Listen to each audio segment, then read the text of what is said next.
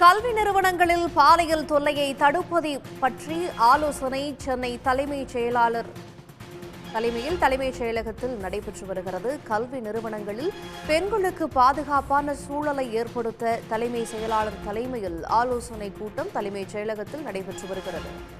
விவரங்களோடு எமது செய்தியாளர் கண்ணன் இணைகிறார். கண்ணன், இந்த ஆலோசனை கூட்டத்தில் தலைமைச் செயலாளரோடு யாரெல்லாம் பங்கேற்க இருக்கிறார்கள்? விவரங்கள் என்ன?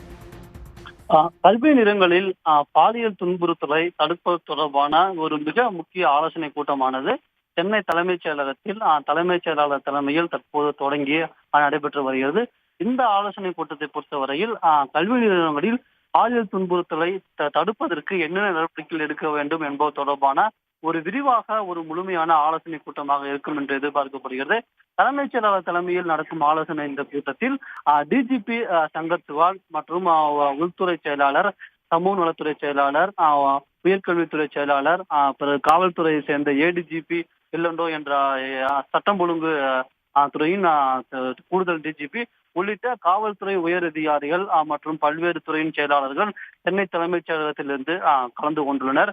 மேலும் மாவட்ட ஆட்சியர்கள் மற்றும் பல்வேறு கல்வி நிறுவனங்களைச் சேர்ந்த, அதாவது பல்வேறு கல்வி நிறுவனங்களின் முதல்வர்கள் மற்றும் துணைவேந்தர்கள் அனைவரும் காணொலி காட்சி வாயிலாக இந்த கூட்டத்தில் கலந்து கொண்டுள்ளனர்.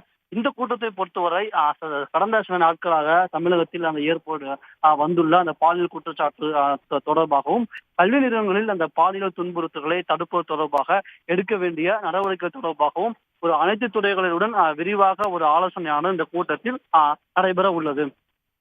உடனுக்குடன் செய்திகளை தெரிந்து கொள்ள சன் நியூஸ் பெல் ஐகானை கிளிக் பண்ணுங்க.